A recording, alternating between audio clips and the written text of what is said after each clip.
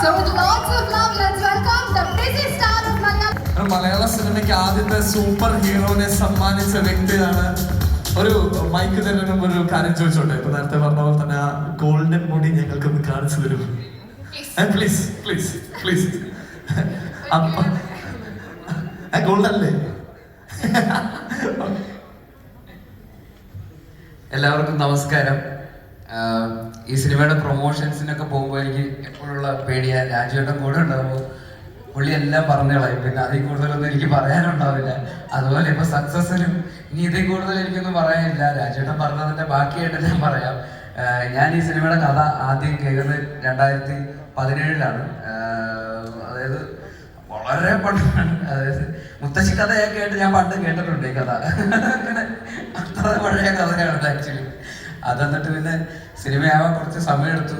അപ്പൊ ദീപു വന്ന് ഞങ്ങള് കുഞ്ഞിരാമായണം കഴിഞ്ഞിട്ട് ഇങ്ങനെ ഇരിക്കുന്ന സമയത്ത് ദീപു ഇങ്ങനെ പറഞ്ഞ ഒരു സിനിമയാണ്. അപ്പൊ അന്ന് വേറെ 2-3 ആക്ടേഴ്സിനെ വെച്ചിട്ടാണ് ആ സിനിമ പ്ലാൻ ചെയ്തിരുന്നത്.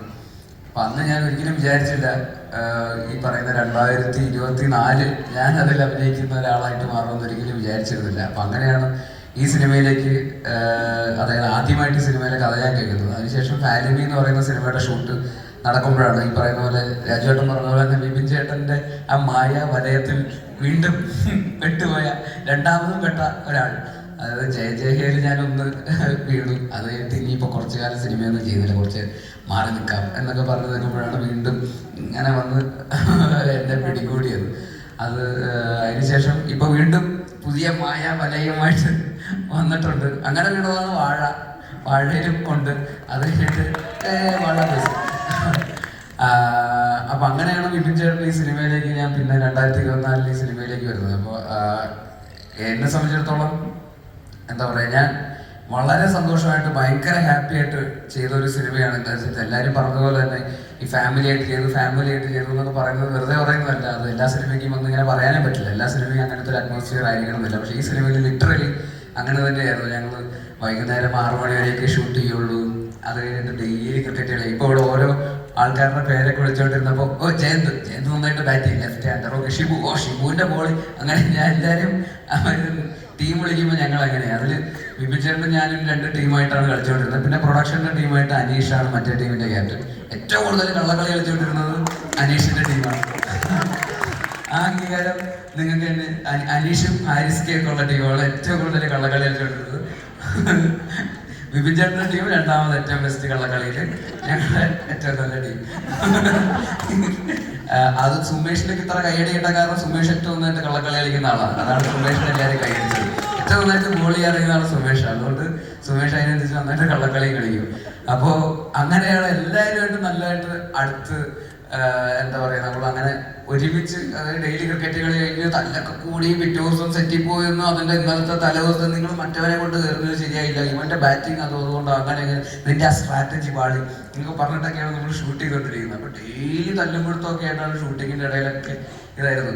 അപ്പോൾ അതുകൊണ്ട് തന്നെ എല്ലാവരുമായിട്ടും ഭയങ്കര എന്താ പറയുക മിങ്കിൾ ചെയ്തിട്ടാണ് നമ്മൾ ഷൂട്ട് ചെയ്തത്. അപ്പോൾ അത് ഭയങ്കര നല്ല രസമുള്ള പ്രോസസ്സായിരുന്നു. എല്ലാ സിനിമയിലും അങ്ങനെ ക്രിക്കറ്റ് കളിക്കാൻ പറ്റിയിരുന്നെങ്കിൽ ഞാൻ എപ്പോഴും ആലോചിക്കാറുണ്ട്. പക്ഷെ അതിൻ്റെ ഒരു സാഹചര്യം നമുക്ക് സമ്മതിക്കാറില്ല. പ്രൊഡ്യൂസേഴ്സൊക്കെ ഈ പറയുന്ന പോലെ രാത്രി 9 മണി 10 മണി വരെയൊക്കെ നമ്മൾ ഷൂട്ട് പോകുമ്പോൾ ഇതിനുള്ള സമയം കിട്ടാറില്ല. പക്ഷേ ഈ സിനിമയിൽ നമുക്ക് കൃത്യമായിട്ട് അതിനനുസരിച്ച് മാസ്റ്റർ പ്ലാൻ ചെയ്തിട്ടാണ് വിപിൻ ചേട്ടൻ സീൻ എഴുതിയത് തന്നെ. അത് വെച്ചിട്ടാണ് തോന്നുന്നു ഓക്കെ ഡേ സീൻ എഴുതാം. അങ്ങനെയാണെങ്കിൽ ഒരാഴ്ച ക്രിക്കറ്റ് കളിക്കാം.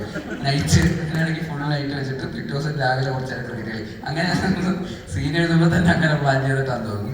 അപ്പൊ എന്തായാലും ആ ഒരു എക്സൈറ്റ്മെന്റ് ത്രൂ ഔട്ട് സിനിമയുടെ പ്രോസസ്സിലുണ്ടായിരുന്നു. അത് തന്നെയാണ് സിനിമയിലും റിഫ്ലക്ട് ചെയ്യുന്നത്. സിനിമ തിയേറ്ററിൽ കാണുമ്പോൾ ആൾക്കാർ, അതായത് നമ്മൾ ഫാമിലി ആയിട്ട് ചെയ്ത ഒരു സിനിമ ഒരു ഫാമിലി ബ്ലോക്ക് ബസ്റ്റർ ആയിട്ട് മാറുന്നു. അത് തന്നെയാണ് അതിന്റെ നേരത്തെ രാജുവേട്ടൻ പറഞ്ഞ പോലെ ആ സിനിമയുടെ ഒരു എന്താ പറയുക ഒരു വൈബാണല്ലോ മൊത്തത്തിൽ അതിനെ റിഫ്ലക്ട് ചെയ്യുക, മൊത്തത്തിൽ ആ സിനിമയിലേക്ക് റിഫ്ലക്ട് ചെയ്യുക. അപ്പൊ അത് അങ്ങനെ തന്നെയാണ് സംഭവിച്ചത്. പിന്നെ അതുപോലെ തന്നെ ഇതിന്റെ പ്രൊഡ്യൂസേഴ്സ് E4 എന്റർടൈൻമെന്റ് ചാരേ ചേട്ടനും മുകേഷ് ഭായും എനിക്ക് ഈ പറയുന്ന ഞാൻ എൻ്റെ ആദ്യത്തെ സിനിമ കുഞ്ഞിരാമായണത്തിന്റെ ഡിസ്ട്രിബ്യൂട്ടേഴ്സ് ആയിട്ട് എൻ്റെ ജീവിതത്തിലേക്ക് ഇടിച്ചു കയറി തള്ളി വന്ന ആൾക്കാരാണ്.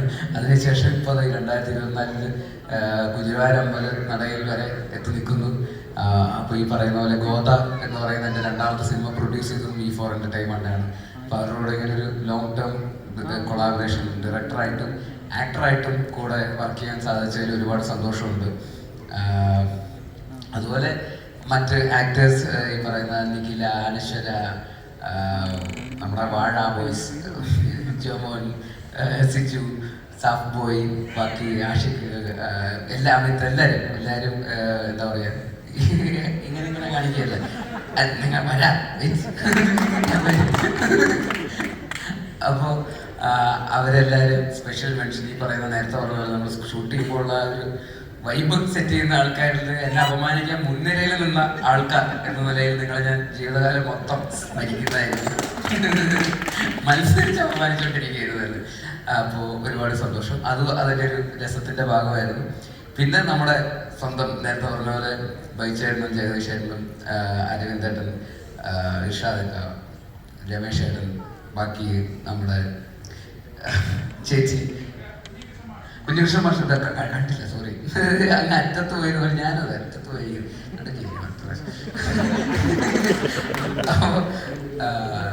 അപ്പോൾ ഇത് പറഞ്ഞ പോലെ എനിക്ക് ഇപ്പോൾ ഈ 2 റീസെൻ്റ്ലി വളരെ സക്സസ്ഫുൾ ആയിട്ടുള്ള സിനിമകളിൽ എൻ്റെ കൂടെ അഭിനയിച്ച ആൾക്കാരാണ്. നുണക്കുഴി എന്ന് പറയുന്ന സിനിമയിൽ ബൈച്ചേട്ടൻ തക്കടിച്ച് ഷോ സ്റ്റീലർ എന്നാണല്ലോ എല്ലാവരും പറയുന്നത് ബൈച്ചേട്ടനെ കുറിച്ച്.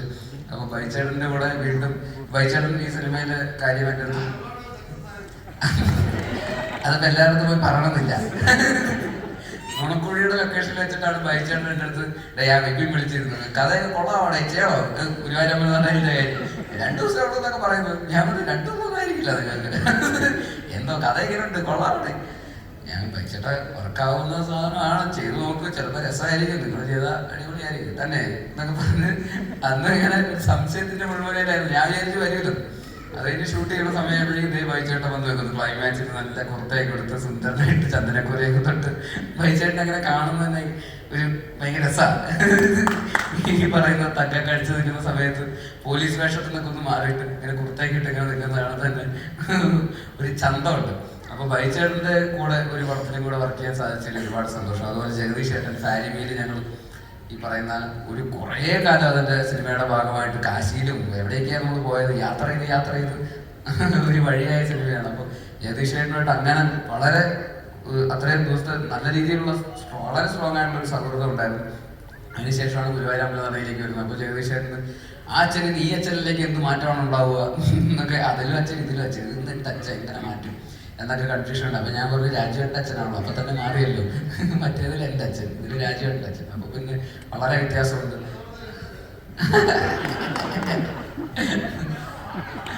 വാഴയിലും മറ്റൊരച്ഛൻ, അതെ, വാഴയിലും ഞങ്ങൾ ഒരുമിച്ച്. അപ്പോൾ എല്ലാത്തിലും അതിൻ്റെതായിട്ടുള്ള ഒരു ഡിഫറൻസ് കൊണ്ടുവരാൻ ഇപ്പോഴും ഭയങ്കരമായിട്ട് ആഗ്രഹിക്കുന്ന ഒരു ആർട്ടിസ്റ്റാണ് ജഗദീഷ്. അപ്പോൾ ജഗദീഷേട്ടൻ്റെ കൂടെ വർക്ക് ചെയ്യാൻ സാധിച്ചതിൽ ഒരുപാട് സന്തോഷം എല്ലാവർക്കും. അതുപോലെ അരവിന്ദേട്ടൻ നേരത്തെ പറഞ്ഞ പോലെ നമ്മൾ ചെറുപ്പത്തിലെ ഇത്ര വലിയ ഡാൻസ് മറ്റു മനസ്സിൻ്റെ മഴ ഒക്കെ കണ്ടിട്ട് വീണ്ടും ഈ ഗുരുവായൂരമ്പല നടയിൽ വെച്ച് തന്നെ വീണ്ടും കാണാൻ സാധിച്ചതിൽ ഒരുപാട് സന്തോഷം. ഇർഷാദക്ക, കുഞ്ഞുകൃഷ്ണ മാഷ് വീണ്ടും എൻ്റെ അച്ഛനായിട്ട് അഭിനയിച്ച വളരെ രസകരമായിട്ടുള്ള മറ്റേ ടൈഗർ ബാബൊക്കെ എടുത്ത് വെച്ചിരിക്കുന്ന സീനിനൊക്കെ ഭയങ്കര കയ്യടിയായിരുന്നു തിയേറ്ററിൽ. അല്ലെങ്കിൽ ഫോണൊക്കെ ഒരു സിനിമ കൂലി വെച്ചിരിക്കുന്ന സീനൊക്കെ. അപ്പോൾ കുഞ്ഞുകൃഷ്ണ മാഷിനും താങ്ക് യു. രമേശ് ചേട്ടൻ ഞങ്ങൾ സൂക്ഷ്മദർശിയിൽ ഒരുപാട് ദിവസം ഒരുമിച്ച് അഭിനയിച്ചിരുന്നു. വീണ്ടും വേറൊരു സിനിമയിൽ ഞങ്ങൾ ഒരുമിച്ച് ഗുരുവായൂരമ്പല നടയിന് ശേഷം സൂക്ഷ്മദർശിയിലായിരുന്നു.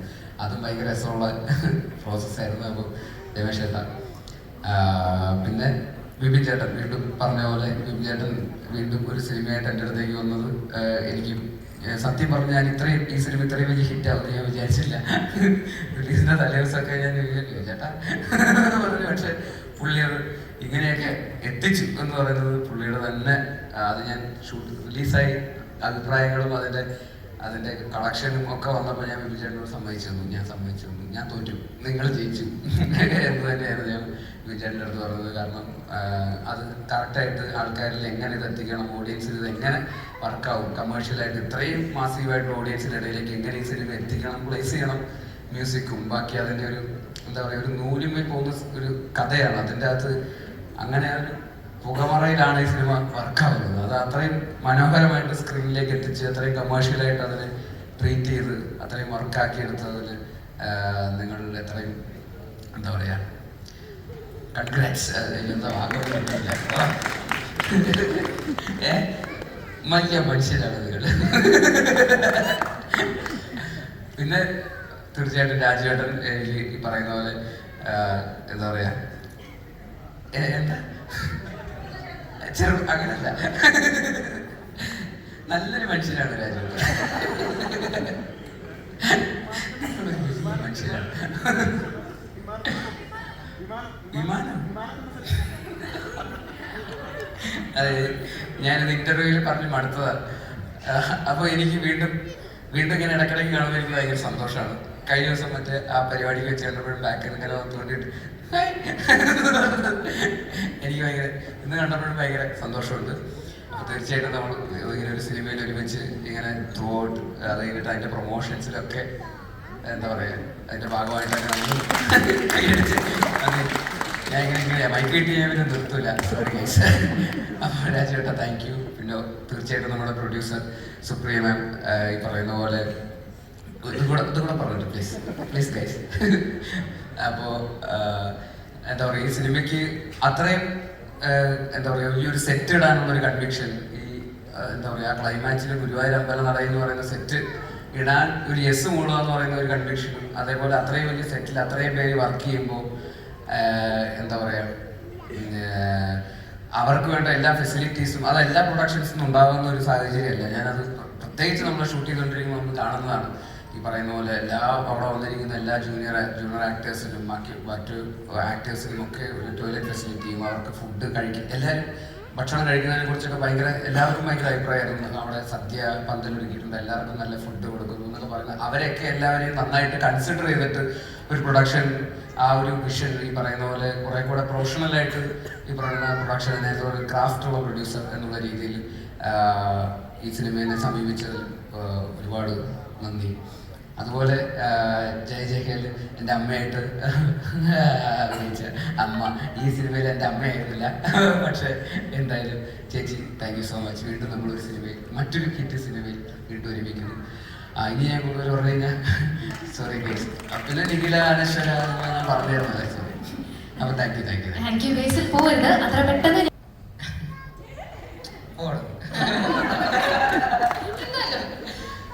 ഇല്ല, അതിന്റെ റൈറ്റിംഗിൽ തന്നെ ഉണ്ട്. അത് ഏറ്റവും ഹിറ്റാന്ന് പറയുന്നത് എനിക്ക് തോന്നുന്നത് അതിന്റെ റൈറ്റിംഗ് അത്രയും ക്രിഞ്ചാണ്.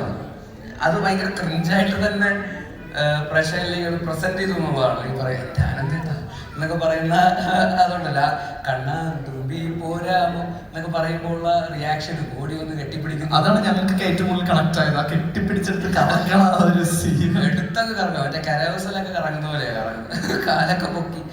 അപ്പൊ അതിന്റെ ആ ഒരു എന്താ പറയുക ഒരു കുറച്ച് ആ ലൗഡ്നെസ്സിനെ അത്രയും ലൗഡായിട്ട് തന്നെ കാണിച്ചതിലാണ് അത് വർക്കാവാനുള്ള ഏറ്റവും വലിയ ഫാക്ടർ എന്നുള്ളത്. അത് ഞങ്ങൾ രണ്ടുപേരും ഒന്ന് അർമാദിച്ച് ആ ലൗഡ്നെസ് അത് ഞങ്ങൾ എല്ലാവരും സ്ക്രീനിൽ കണ്ടു. പക്ഷെ ഇപ്പോ കഥ ഞാൻ എൻ്റെ അടുത്ത് ഡാൻസ് കളിക്കണമെന്ന് പറഞ്ഞു. അല്ല നിങ്ങൾ പറഞ്ഞു, എനിക്കറിയാം നിങ്ങൾ പറഞ്ഞു. അപ്പൊ ഇത്രയും ഷർവാണിയൊക്കെ ഇട്ട് വന്ന സ്ഥിതിക്ക് അപ്പൊ കൂടെ അപ്പുറത്തെ ഇന്റർനെറ്റിൽ അപ്പുറത്ത് പെണ്ണുവീട്ടുകാരെ ഡാൻസ് കളിക്കുന്നത് പറഞ്ഞു. അപ്പൊ അതിൽ ഇവരൊക്കെ ഭയങ്കര ഡാൻസ് ആണെന്ന് പറഞ്ഞു. അപ്പൊ നല്ല പാട്ടുമാണ്.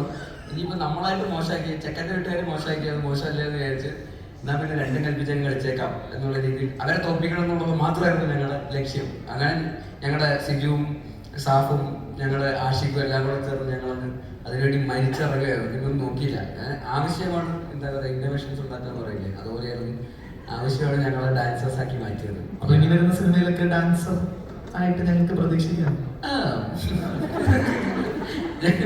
അതിനുശേഷം ഞങ്ങളൊരു ഡാൻസ് ചെയ്തു ഈ അടുത്ത്, പുറത്തു പറയില്ല.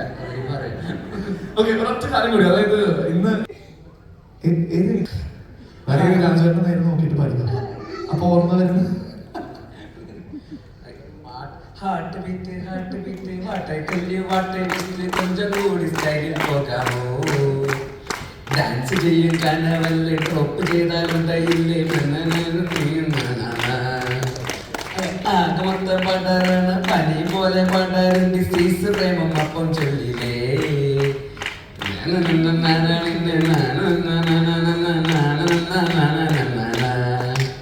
കഴിച്ചില്ലെങ്കിൽ ഞാൻ ബാക്കി പാടും. അതിന്റെ ടൊബീനോ അതിന്റെ പ്രൊഡ്യൂസർ അവൻ സമ്മതിക്കില്ല. എക്സ്ക്ലൂസീവ് ഞങ്ങൾ കാത്തിരിക്കണം.